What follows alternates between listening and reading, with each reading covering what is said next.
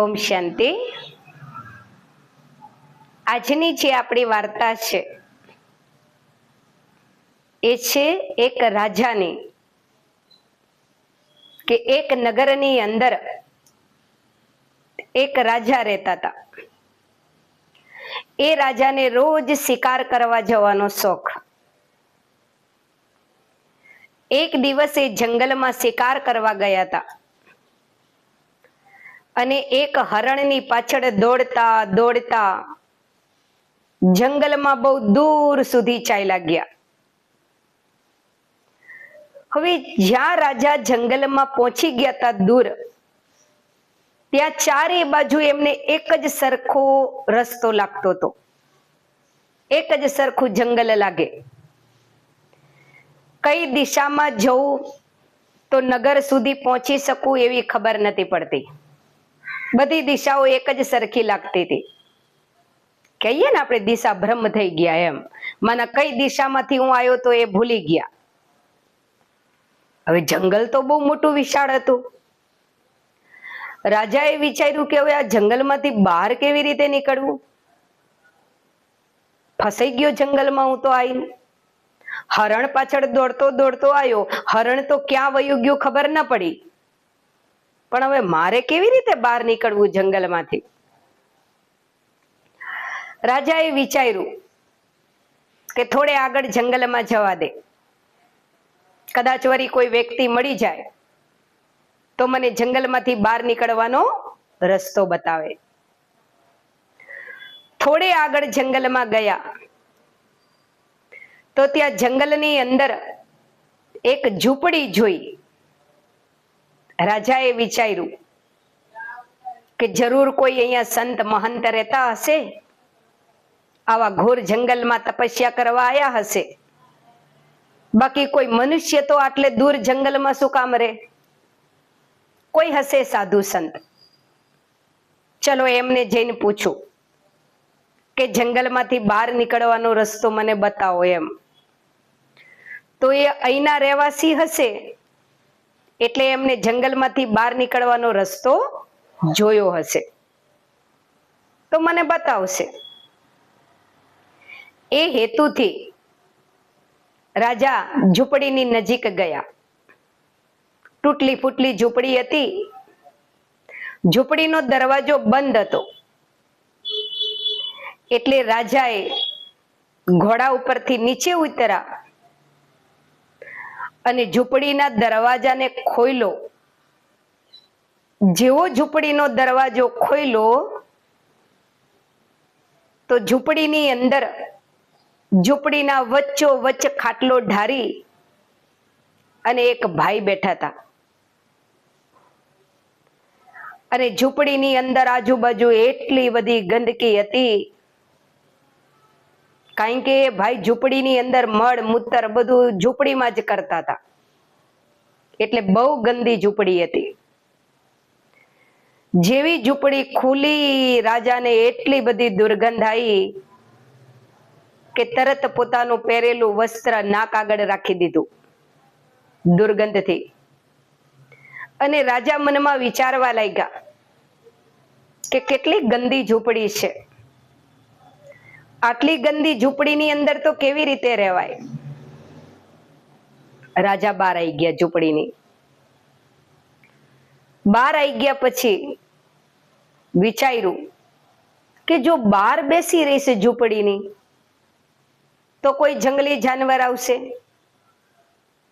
અને એ જંગલી જાનવર મને ખાઈ જશે, મરી જઈશ. રાત પડવા આવી હે એટલે રાત્રે તો જંગલી જાનવરો બધા બહાર નીકળે જ ભોજન માટે. કોક ના કોક જંગલી જાનવરનું હું ભોજન બની જઈશ. એના કરતા તો આ ગંદી ઝૂંપડીમાં રહેવા દે. એક જ રાત રહેવું છે ને, વધારે ક્યાં રહેવું છે. એક રાત રહીને સવારે નીકળી જઈશ. એટલે રાજા ફરી દરવાજા પાસે આયા ઝૂંપડીના. અને ઝૂંપડીની અંદર બેઠેલા ભાઈને કહે છે, ભાઈ તમે મને આજની રાત આ ઝૂંપડીમાં રહેવા દેશો? હું અટવાઈ ગયો છું જંગલમાં. કેવી રીતે બહાર નીકળવું રસ્તો મેં જોયો નથી. હવે અંધારું થવા આવ્યું, રાત પડશે, કોઈ જંગલી જાનવરો મને ખાઈ જાય, એના કરતા જો આજની રાત તમે મને તમારી ઝૂંપડીમાં આશરો આપો તો સારું. ઝૂંપડીમાં બેઠેલા ભાઈએ ના પાડી દીધી, કે છે નહીં, હું કોઈને રાત રહેવા માટે અહીંયા આશરો નથી આપતો. એટલે રાજાના મનમાં વિચાર આવ્યો કે આ મારા પહેરવેશ ઉપરથી ને મને ઓળખતો નહીં લાગતો. જો એને ખબર હોય ને કે હું નગરનો રાજા હું તો મને કોઈ દી ના પાડે. એને ખબર નહીં લાગતી કે હું રાજા છું. એટલે રાજાએ થોડો પોતાનો પરિચય આપ્યો કે આ જંગલની પાછે એક મોટું નગર છે, એ નગરનો ગાદીપતિ રાજા હું છું. આ નગર મારું છે અને મારા નગરમાંથી હું આ જંગલમાં શિકાર કરવા આવ્યો હતો. હરણ પાછળ દોડતા દોડતા જંગલમાં અટવાઈ ગયો છું. એટલે આજની રાત મારે રહેવી છે અહીંયા. કાલ સવારે હું ખાલી કરી દઈશ ઝૂંપડી તમારી. બસ આજની રાત તમે મને રહેવા આપો. ઝૂંપડી વાળો ભાઈ કે છે તમે નગરના રાજા હોય કે ના હોય મારે કોઈ લેવા દેવા નહીં. હું મારા ઝૂંપડીમાં કોઈને રહેવા દેતો જ નહીં. રાજા કે કેમ? એનું શું કારણ છે કે તમે કોઈને નગરમાં રહેવા, આ ઝૂંપડીમાં રહેવા નથી દેતા? તો ઝૂંપડીમાં બેઠેલો ભાઈ હતો એ કહે છે કે રાજાજી, જે કોઈ આવે છે ને આ ઝૂંપડીમાં એ એવું જ કે છે કે આજની રાત મને રહેવા દો, કાલે નીકળી જઈશ, થોડો સમય મને રહેવા દો, પછી વયો જઈશ. દયા ખાઈને હું આશરો આપું છું અને પછી જ્યારે એને ખાલી કરવાનું ઝૂંપડી કહું ને ત્યારે કરતો નહીં. મારી ઝૂંપડી કરે છે. એટલે મેં નક્કી કરી દીધું કે કોઈ પણ આવે કોઈને હવે રહેવા જ નહીં દેવાના, ઉતારો જ નહીં આપવાનો, આશરો જ નહીં આપવાનો. આશરો આપું ત્યારે મારી ઝૂંપડી કે ને. રાજા સમજી ગયા કે અચ્છા, આની તકલીફ એ છે કે જે કોઈ અંદર આશરો લે છે એ જલ્દી ખાલી નહીં કરતા હોય, એટલે આ ભાઈ કંટાળા લાગે છે. રાજાએ કીધું એ ભાઈને કે હું તો નગરનો રાજા છું, હું તને વચન આપું છું કે કાલ સવારની સૂરજની કિરણ ધરતી ઉપર પડે એ પહેલા હું તમારી ઝૂંપડી ખાલી કરી દઈશ. ઝૂંપડીમાં બેઠેલો ભાઈ કે છે જે આવે એ બધા વચનો જ આપે છે, કહેશો ત્યારે ખાલી કરી દઈશ, પણ કરતું કોઈ નહીં. એટલે રાજાએ પડખે જે માટીની પાણીની માટલી પડી હતી એમાંથી જળ લીધું અને હાથમાં જળ લઈને પ્રતિજ્ઞા કરે છે કે હું ફલાણા નગરનો રાજા તમને વચન આપું છું કે કાલ સવારની સૂરજની પહેલી કિરણ ધરતી પર પડે એ પહેલા હું ઝૂંપડી ખાલી કરી દઈશ, પણ તમે મને રહેવા આશરો આપો, નહીતર બહાર મને જંગલી જાનવરો ખાઈ જશે. હવે બહુ જ્યારે આજીજી કરી એટલે ઝૂંપડીમાં રહેવા વાળા ભાઈને દયા આવી. એ કે છે કે જુઓ રાજાજી, ઝૂંપડીમાં રહેવા માટેની મારી અમુક શરત છે, એનું પાલન તમારે કરવું પડશે. રાજાને મનમાં વિચાર આવ્યો કે એક તો ગંધાતી ગોબરી ઝૂંપડી છે, તોય પાવર કેટલો બધો કરે છે, પણ ગરજ છે ને મારે અત્યારે, એટલે મારાથી કઈ બોલાય એવું નહીં. એ જે કે મારે હા પાડવી પડે એવું છે. તો રાજાએ કીધું, બોલો બોલો ભાઈ, શું શરત છે? તે કે જુઓ રાજાજી, હું તમને આજની રાત ઝૂંપડીમાં રહેવા દઉં, પણ તમારે આખી ઝૂંપડીમાં ફરવાનું નહીં, ઝૂંપડીમાં લાંબા થઈને સૂવાનું નહીં, ઝૂંપડીની અંદર એક જ ખૂણે બેસી રહેવાનું. રાજા કે આવી તારી ગંધાતી ઝૂંપડીમાં હુવે કોણ? આ તો ન છૂટકે રાત રહેવું પડે હે. રાજા કે છે ભલે ભલે, મને તમારી શરત મંજૂર છે. હું એક જ બાજુના ખૂણામાં આખી રાત બેસી રહીશ, સવાર પડે એટલે નીકળી જઈશ. રાજા એક બાજુના ખૂણામાં બેઠા, પણ એટલી બધી ઝૂંપડીમાં દુર્ગંધ આવતી હતી, કારણ કે એ ભાઈ માંસાહારી હશે એટલે ઝૂંપડીમાં આજુબાજુ માંસ ટીંગાતું હતું. એ જ ઝૂંપડીમાં મળમૂત્ર કરતો હતો તો ગંદકી હતી. તોય રાજા એક બાજુની ઝૂંપડીમાં નાક આડું વસ્ત્ર દબાઈ અને બેસી ગયા, દુર્ગંધ નાકમાં ના આવે એ માટે. આજની રાત્રે એવું છે ને. રાજા આખો દિવસ જંગલમાં ફરી ફરીને થાકી ગયા હતા, એટલે થોડી વાર પછી ત્યાં બેઠા બેઠા જ સૂઈ ગયા. સૂઈ ગયા એટલે ઓટોમેટિક નાક ઉપર જે વસ્ત્ર રાખ્યું હતું એ હટી ગયું. રાજા ઊંઘમાં હતા. કરતા કરતા સવાર પડી, તોય રાજાને ખબર નથી. એટલે પેલો જે ઝૂંપડીનો માલિક હતો એ કે છે, ઓ રાજાજી, જાગો જાગો, સૂરજ ઉગવા આવ્યો. તમે તો કહેતા હતા ને કે સૂરજની એક કિરણ ધરતી પર પડે એટલે હું ઝૂંપડી છોડી દઈશ. તો આ સૂરજ ઉગવાની તૈયારી થઈ ગઈ, ઝૂંપડી ખાલી કરો મારી. રાજા જાગ્યા. જાગીને પેલા ઝૂંપડી વાળા ભાઈને કહે છે નહીં, હું ઝૂંપડી નહીં ખાલી કરું. ઝૂંપડીનો માલિક કે છે કેમ? તો રાજા કે છે મને અહીંયા બહુ ગમે છે.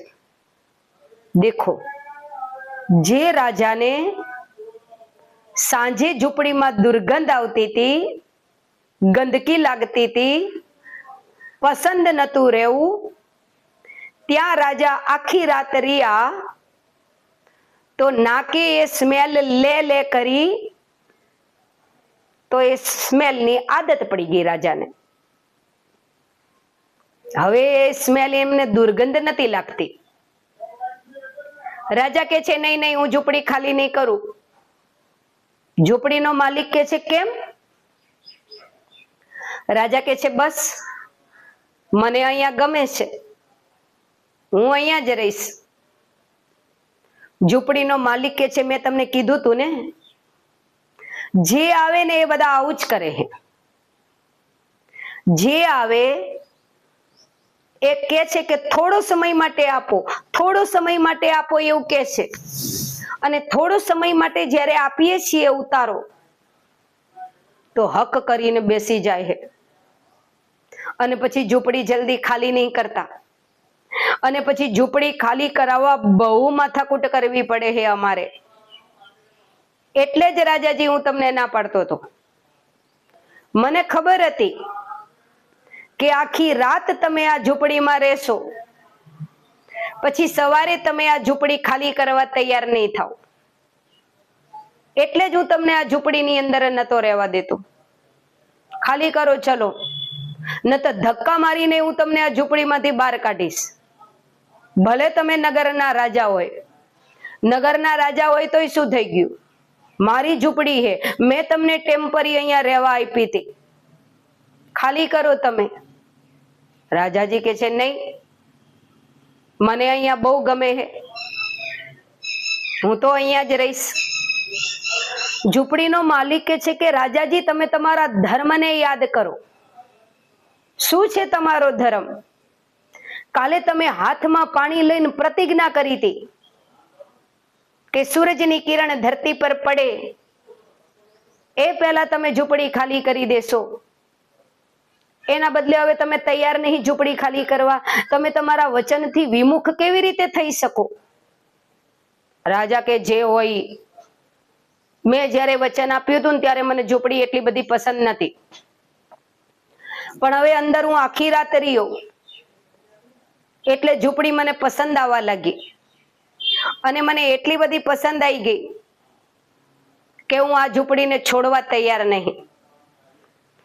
ઝૂંપડીનો માલિક કે છે રાજાજી યાદ કરો તમારા નગરને, તમારા મહેલને, તમારા રાજપાટને, ક્યાંથી તમે આયા છો યાદ કરો રાજાજી.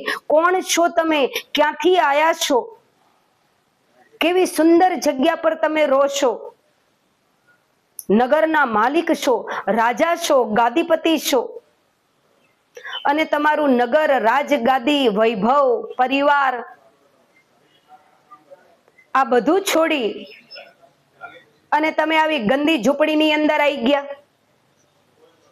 અને આયા તો આયા, પણ ખાલી કરવાય તૈયાર નહીં. રાજા કહે છે કે ભાઈ, તારે મને જે જ્ઞાન આપવું હોય એ આપ. હું સાંભળ્યું ન સાંભળ્યું જ કરવાનો છું. ગમે તે તું મને સમજાય, મારે કાંઈ સાંભળવું નહીં. મને આ ઝૂંપડી એટલી બધી પસંદ છે કે હું આ ઝૂંપડીને ખાલી કરવાનો નથી. આ મારો આખરી નિર્ણય છે. ઝૂંપડીનો માલિક કહે છે કે જે આવે એ બધા આવું જ કરે છે, અને જ્યારે ઝૂંપડી ખાલી ન કરે તોય અમે જબરજસ્તી ઝૂંપડી ખાલી કરાવીએ. કોઈને અહીંયા કાયમ રહેવા દેતા નથી. જો સંતો આપણને કથામાં આવી વાર્તાઓ સંભળાવતા હોય છે, અને આ વાર્તા સાંભળીને આપણને નવાઈ એ લાગે છે કે જંગલમાં એક તો તૂટલી ફૂટલી ઝૂંપડી, અંદર ગંદકીનો પાર નહીં, કેટલી બધી ગંદી ઝૂંપડી છે. રાજા ટેમ્પરી ત્યાં એક રાત રહ્યો હતો. બીજે દિવસે રાજાને ઝૂંપડી ખાલી કરી દેવાની હતી. એના બદલે રાજાને એ ઝૂંપડીની અંદર એટલું બધું કેમ ગમવા લાગ્યું કે એ પોતાના નગર જવા, પોતાના ઘર જવાય તૈયાર ન થયો. આ વાર્તાના સારની અંદર રાજા માના આત્મા જે શરીરમાં રહે છે, અને ઝૂંપડી માના આ દેહ જે આપણે ધારણ કર્યો છે, આ એક ઝૂંપડી છે, અને આ દેહની અંદર આત્મા એક રાજા છે. જેમ રાજાનું ઝૂંપડીમાં જે રાજા હતા એનું અસલી ઘર, અસલી નગર અલગ હતું, એમ આપણા બધી આત્માઓનું અસલી ઘર, આપણું અસલી નગર એ ઉપર બ્રહ્મલોક છે. કોઈ એને શાંતિધામ કે, કોઈ નિર્વાણ ધામ કે, કોઈ પરમધામ કે, કોઈ અક્ષરધામ કે, કોઈ બ્રહ્મલોક કે છે, કોઈ મુક્તિધામ કે છે, અલગ અલગ નામ આપે છે. ઈ આપણું અસલી ઘર, ઈ આપણું અસલી નગર છે, જ્યાંથી આત્મારૂપી રાજા આ ઝૂંપડીમાં પ્રવેશ કરે છે. જેમ જંગલમાં ઝૂંપડી હતી એમાંય માંસ ટીંગાતું હતું, મળમૂત્ર હતું, ગંદકી હતી, એમ આપણા બધાનો જે આ દેહ છે એ બહારથી સુંદર લાગે છે. જેમ રાજાને દૂરથી તો ઝૂંપડી સારી જ લાગી હતી ને, નજીક આયા ત્યારે ખબર પડી ને કે અંદર બહુ ગંદકી છે. એમ આત્મા જ્યારે બ્રહ્મલોકથી ધરતી પર આવે છે, આ ઝૂંપડીમાં પ્રવેશ કરે છે, તો આ દેહરૂપી ઝૂંપડીમાં બહુ ગંદકી છે. જ્યારે પ્રવેશ કરે ત્યારે આત્માને ગમતું નથી. એ પરમાત્માને કહે છે કે આ ગંદકીમાંથી મને મુક્ત કરો, મારે અહીંયા નથી રહેવું, હવે કોઈ પાપ નહીં કરું, પણ મને આ ગંદકીમાંથી મુક્ત કરો. એ સમયે પરમાત્મા કહે છે બેટા, તારો જ્યાં સુધી હિસાબ કિતાબ છે ત્યાં સુધી તારે આ ઝૂંપડીમાં રહેવું પડશે. સારા કર્મ કર, પુણ્ય કર્મ કર, તો જલતી આ ગંદી ઝૂંપડીમાંથી તું મુક્ત થઈશ. એ સમયે આત્મારૂપી રાજા, આ ઝૂંપડીનો જે માલિક છે પરમાત્મા, એને વચન આપે છે કે હા ભગવાન, હું તમને વચન આપું છું, ધરતી પર સારા કર્મ કરીશ, પુણ્ય કર્મ કરીશ, શ્રેષ્ઠ જીવન જીવીશ. આ દેહ તમે મને ટેમ્પરી કર્મ કરવા આપ્યો છે એવું સમજીશ, અને જેવા ધરતી પર આવીએ, બચપનમાંથી યુવાન થયા, યુવાનમાંથી વૃદ્ધાવસ્થા તરફ વળ્યા, અને જેમ જેમ આત્મારૂપી રાજા આ ઝૂંપડીમાં વધારે રહેતો ગયો એમ એમ રાજાને આ ઝૂંપડીની અંદર મોહ વધારે થતો ગયો. છે તો ગંદી જ ઝૂંપડી, બાહ્ય આપણી ચામડી સુંદર છે એટલે આ ઝૂંપડી સુંદર લાગે છે, બાકી અંદર જાઓ તો હાડ માંસ મળ મૂત્રથી ભરેલી છે, ગંદકી છે. ભગવાન કહી રહ્યો છે આપણને કે બેટા સમય થયો, આ ઝૂંપડીમાંથી નીકળ અને તારા અસલી ઘરે તો પાછો આય. પણ થોડો સમય જ્યારે આત્મારૂપી રાજા દેહરૂપી ઝૂંપડીમાં રહેશે એટલે આત્મારૂપી રાજાને દેહરૂપી ઝૂંપડીમાં એટલો બધો મોહ થઈ જાય છે, એટલો બધો મોહ થઈ જાય છે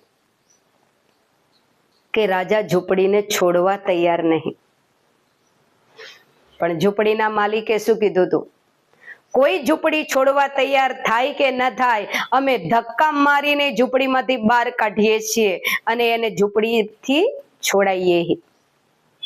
એમ ભગવાન કહે છે કે ટેમ્પરી તને આ દેહરૂપી ઝૂંપડી મળી છે કર્મ કરવા માટે, સમય પૂરો થાય ત્યારે ખુશી ખુશી એ ઝૂંપડીનો ત્યાગ કરીને તું બહાર નીકળી જાતો ભલે,